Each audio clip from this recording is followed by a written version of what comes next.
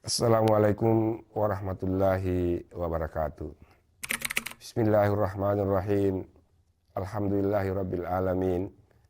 Nahmaduhu wa nasta'inuhu wa nastaghfiruhu wa na'udzubillahi min syururi anfusina wa min sayyiati a'malina. May yahdihillahu fala mudhillalah wa may yudlil fala hadiyalah.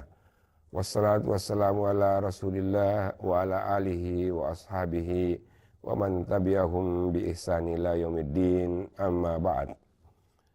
Pertama-tama marilah kita sama-sama memanjatkan puji dan syukur pada Allah Subhanahu wa taala atas segala nikmat dan kesehatan serta kekuatan yang senantiasa diberikan kepada kita, sehingga pada hari ini kita masih dapat menjalankan tugas-tugas kewajiban kita sebagai umat Islam.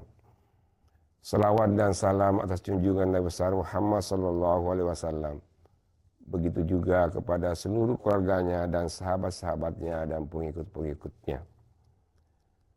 Pada pertengahan bulan suci Ramadan ini, kita akan memperingati sebuah kegiatan yang sangat istimewa, yaitu peringatan Nuzulul Quran atau peristiwa turunnya Al-Quran kepada Nabi Muhammad SAW yang disepakati para ulama bahwa peristiwa tersebut terjadi pada malam 17 Ramadan. Oleh karena itu bulan Ramadan juga disebut Syahrul Quran. Pada malam itu merupakan malam bersejarah pada diri Nabi Muhammad SAW karena Al-Quran yang diturunkan kepadanya merupakan mukjizat yang abadi bagi Rasulullah dan merupakan peta jalan bagi umatnya untuk mendapatkan kebahagiaan dunia dan akhirat. Al-Quran ini diturunkan kepada Nabi secara bertahap dan tidak satu kali, dan setiap kali ada ayat yang disampaikan oleh Jibril kepada Rasulullah adalah respon terhadap situasi dan masalah yang dihadapi oleh Rasulullah. Oleh karena itu kita mengenal yang namanya asbabun nuzul, yang artinya sebab-sebab ayat itu diturunkan. Proses ini terjadi selama 23 tahun hingga akhirnya ayat yang terakhir kali turun di Arafah pada saat Nabi menunaikan haji terakhir dalam hidupnya. Al-Quran yang kita baca sekarang ini meliputi kisah-kisah tentang umat sebelum umat Nabi Muhammad SAW. Kisah para nabi dan rasul, muamalah, akhlak, ibadah, akidah, ketuhanan, dan syariat yang semuanya disebar dalam jumlah 114 surah. Mulai dari surah Al-Fatihah hingga surah An-Nas. Yang jika dibaca maka itu adalah bagian dari ibadah dan mendapatkan pahala bagi yang membacanya. Karena itu ulama menyepakati tentang adab-adab yang harus diikuti setiap orang saat membaca Al-Quran. Karena ia bukan saja mukjizat Nabi Muhammad SAW, tetapi ia juga adalah kalam Allah atau ungkapan-ungkapan Allah Subhanahu wa taala. Al-Quran berasal dari kata qara yang bermakna al-qar'u, artinya menghimpun dan menyatukan. Disebut Al-Quran karena dihimpun dalam beberapa surah dan disatukan dalam satu mushaf. Kemudian Al-Quran juga berasal dari kata fi'il qara'a, berarti membaca. Karena itu surah pertama yang diturunkan kepada Nabi Muhammad SAW adalah perintah untuk membaca. Adapun tentang mekanisme turunnya Al-Quran, beberapa ulama saling bersilang pendapat. Tetapi yang paling populer dan didukung oleh banyak ulama adalah versi yang mengatakan bahwa Al-Quran turun secara utuh ke langit dunia pada malam Lailatul Qadar. Setelah turun secara keseluruhan, itulah malaikat Jibril baru menyampaikannya kepada Nabi Muhammad SAW secara beransur-ansur, yaitu selama 23 tahun lamanya menggunakan bahasa Arab. Bahasa Arab merupakan bahasa yang digunakan Al-Quran, karena pada waktu itu audiensi Al-Quran adalah bangsa yang berbahasa ibu Arab. Begitupun Nabi Muhammad adalah orang Arab, sehingga penyampaian pesan-pesan Tuhan pun menjadi lebih relevan dan kontekstual.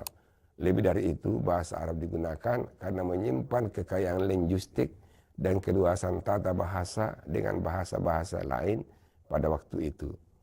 Sebagai umat Islam, penting bagi kita untuk tidak hanya merayakan nuzulul Quran saja, tetapi juga memahami maknanya dan menerapkannya dalam kehidupan sehari-hari. Pesan-pesan yang terkandung di dalamnya tentang keimanan, ketaatan, dan pengabdian kepada Allah merupakan landasan utama bagi pembangunan spiritual dan moral umat. Ada 3 amalan utama yang dianjurkan pada malam nuzulul Quran. Pertama adalah tadarrus Al-Quran. Malam nuzulul Quran menjadi saat yang sangat tepat untuk mendekatkan diri kepada Allah Subhanahu wa taala melalui bacaan Al-Quran. Sebagaimana firman-Nya, bulan Ramadan adalah waktu di mana Al-Quran diturunkan sebagai petunjuk bagi manusia. Membaca Al-Quran di malam nuzulul Quran tidak hanya mendatangkan berkah, tapi juga mendatangkan pahala yang berlipat-lipat. Setiap huruf yang dibaca dari Al-Quran dijamin memberikan kebaikan. Kedua, memperbanyak iktikaf. Iktikaf adalah amalan berdiam diri di masjid dengan tujuan mendekatkan diri kepada Allah Subhanahu wa taala. Pada malam nuzul Quran, memperbanyak iktikaf menjadi amalan yang sangat dianjurkan selama beriktikaf. Umat muslim dapat melakukan berbagai ibadah seperti zikir, bertasbih, membaca Al-Quran, muhasabah diri, mendengarkan nasihat agama, serta merenungkan hari akhir. Sebelum memulai iktikaf, hendaklah disertai dengan niat yang tulus di hati untuk mendekatkan diri kepada Allah. Ketiga, salat malam dan memperbanyak doa. Salat dan berdoa adalah amal yang sangat dianjurkan pada setiap waktu, termasuk pada malam nuzul Quran. Salat malam khususnya memiliki keutamaan besar di mata Allah Subhanahu wa taala. Salat malam adalah salah satu amalan yang paling utama setelah salat wajib, dan berdoa pada malam tersebut memiliki peluang besar untuk dikabulkan oleh Allah Subhanahu wa taala. Dengan demikian tidak heran jika bulan Ramadan ini kita sebut dengan bulan Al-Quran, karena bulan ini menjadi saksi diturunkannya ayat pertama Al-Quran kepada Nabi Muhammad SAW. Tidak hanya Al-Quran, kitab-kitab suci juga para nabi sebelumnya pun diturunkan pada bulan mulia ini. Karenanya semangat untuk membaca Al-Quran harus benar-benar kita lestarikan agar kita semua bisa meraih kemuliaan tersebut. Usikum wa ya bitaqwallah. Wassalamualaikum warahmatullahi wabarakatuh.